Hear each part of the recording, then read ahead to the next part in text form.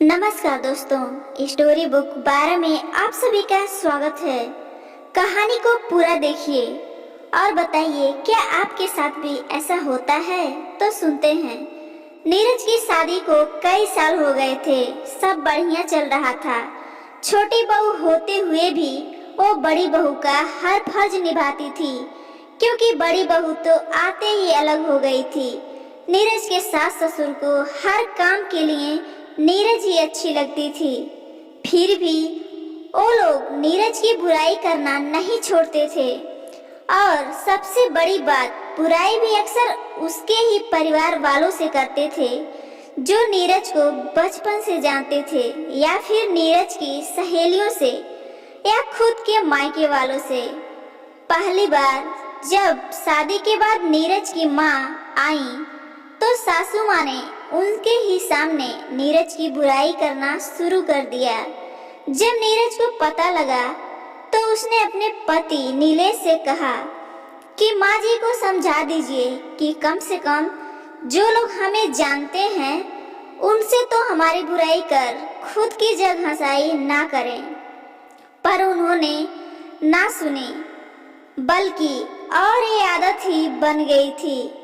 आजकल तो अक्सर ये कहती कि नीरज, तुम पहले ये काम अच्छा करती थी पर अब नहीं करती हो, फिर भले ही वो कोई भी काम हो। नीरज की बुआ जब उसके ससुराल आई तब सासू माँ की किट्टी पार्टी भी थी। वो बुआ को भी साथ ले गई और अपनी आदत के अनुसार सबके सामने ही नीरज की बुराई करने लगी।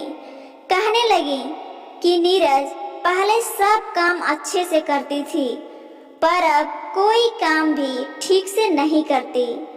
ना ठीक से रोटी बनाती, ना सब्जी बनाती, ना अच्छे से कपड़े पहनती है, बच्चों का ख्याल भी नहीं अच्छे से रखती, और कुछ बोलती इससे पहले ही नीरज की बुआ बोल पड़ी कि लगता है ससुराल में आकर बिगड़ गई है, क्योंकि हमारे घर की तो बड़ी बेटी है और सारा घर और ऑफिस दोनों अच्छे से संभालती थी, और बड़ों से लेकर बच्चों तक सभी का ध्यान भी रखती थी।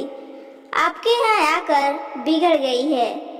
ऐसा कीजिए, महीने 2 महीने के लिए जमाई साहब के साथ उसे मायके भेज दीजिए, हम सुधार कर भेज देंगे। अब नीरज की सासू माँ का मुंह देखने लायक था। उन्हें बोलने के लिए शब्द ही नहीं मिल रहे थे, तो बस फिर उठी और उठकर चली गई, ये कहकर कि आती हूँ, जरा कोई बुला रहा है। और नीरज की बुआ बस मुस्कुरा रही थी। और फिर नीरज की सासू माँ ने कभी भी नीरज को किसी काम के लिए नहीं टोका।